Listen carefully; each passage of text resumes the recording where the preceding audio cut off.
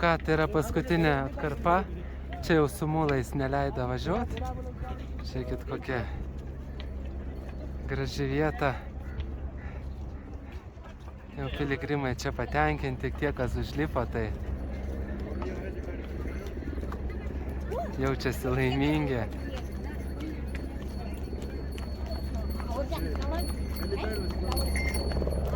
Va, einam.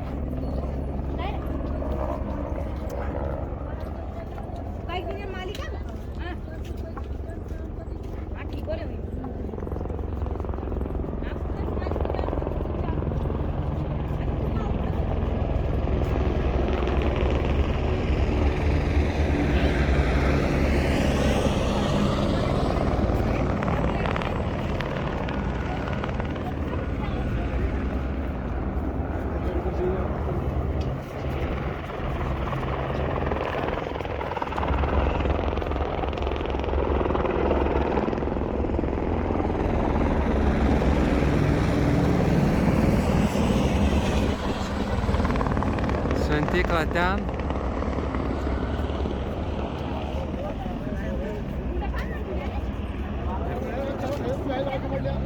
Mes kažkur esam 3,5, man atrodo, kilometrų aukštyje.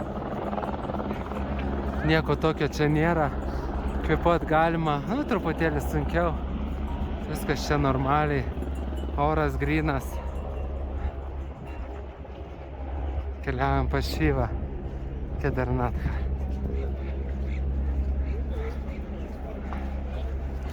Kalnai apšviesti, nešėjai ilsisi.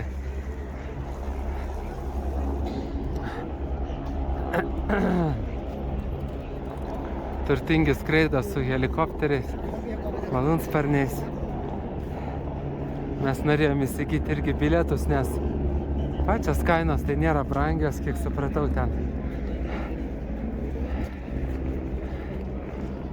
Nuo Gaurikundos, nuo arčiausio taško berods. Bet irgi nenoriu meluoti, nes su skaičiais painiojuosi. Tai ten gal į vieną pusę. Nenoriu. Bet žodžiu, nėra brangu kaip su vienasparniu. Bet mėnesis į priekį buvo užimta.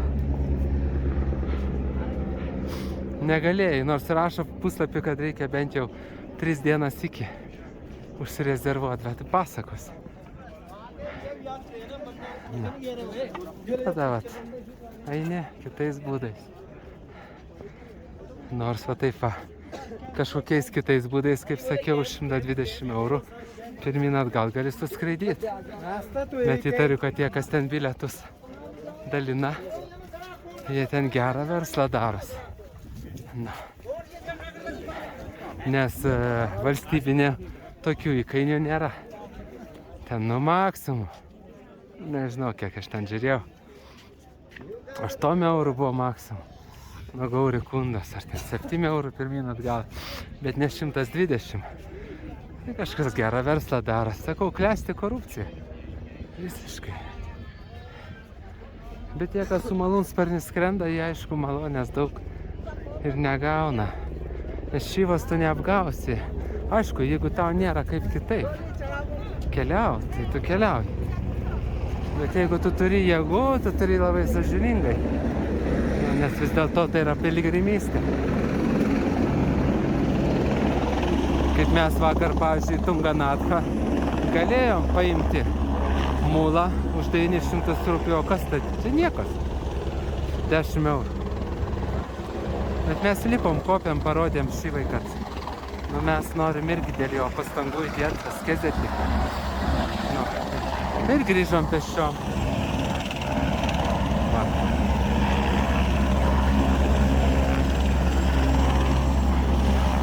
Bet jeigu tu ten sergi, ar tau blogai, ar ką, ant aišku, gali imti tą mulą, ar su malūnsparniu, kūnas neleidžia.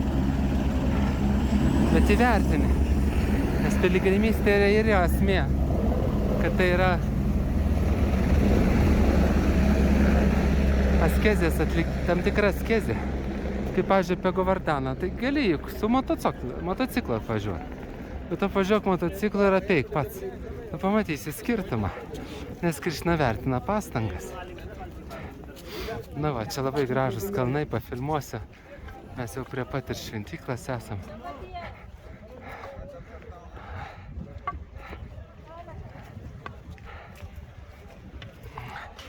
Greit uždarys. Reiks suspėti dar šunai.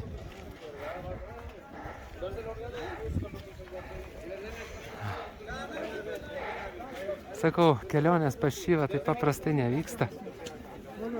Reikia biškį išbandymų praeit, kartais ne biškį labai daug. Tai jeigu nuoširdus esi, Šyva padeda. Nu ką, paskutinė atkarpa. Einant link šventyklas. Link šventyklas einant. Viskas eilė.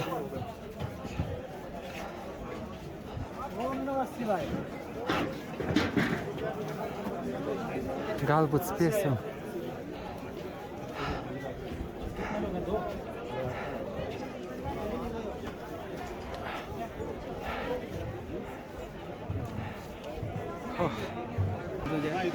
Nu tai ką, mes stovime eilėje, laukiame. Nu, ant tokios rizikos. 3 valandą uždaro, liko mažiau nei valandą. Eilė didelė. Eilė didelė. Juda lėtai. Spėsim, nespėsim, nežinau. Jeigu nespėsim, atidarys tik 5 valandą ir vėl reikės laukti. Nu, žodžiu, čia jau yra išbandymas. Aišku, betvarkė. Galėtų po 2 sekundės leisti žmogui pabūti. Eilė judėtų greitai, visi spėtų. Tai, nu bet, arba, pavyzdžiui, žiūrėkit. Va. Galėtų, vienur yra kilimėlis. Tai parodys. Vienur kilimėlis. Vienur yra kilimėlis. Va. Ir čia nešalta. O kitur...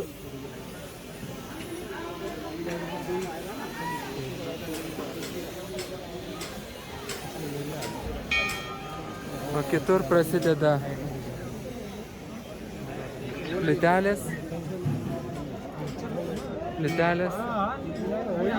Ir čia bus šalta. Nu. Ir dabar laipsnių gal kokia 10, o ant plytelių įsivaizduokit. Valandą prastovėti ant plytelių. Nu, nekas. Kodėl nėra kilimėlio paklota? O tokie dalykai, jie labai daug atima energijos. Labai daug atima energijos. Bet tai yra tokie išbandymai. Aš tai iš viso įsidėjau batus į savo kuprinę. Ir batus įsidėjęs į kuprinę ir jeigu jau labai šalta bus kojom užsidėsiu. Ir tik prieš šventyklos galą aš juos nusiimsiu. Ir vėl į kuprinę įsidėsiu. Galima viską sureguliuoti iš tikrųjų, bet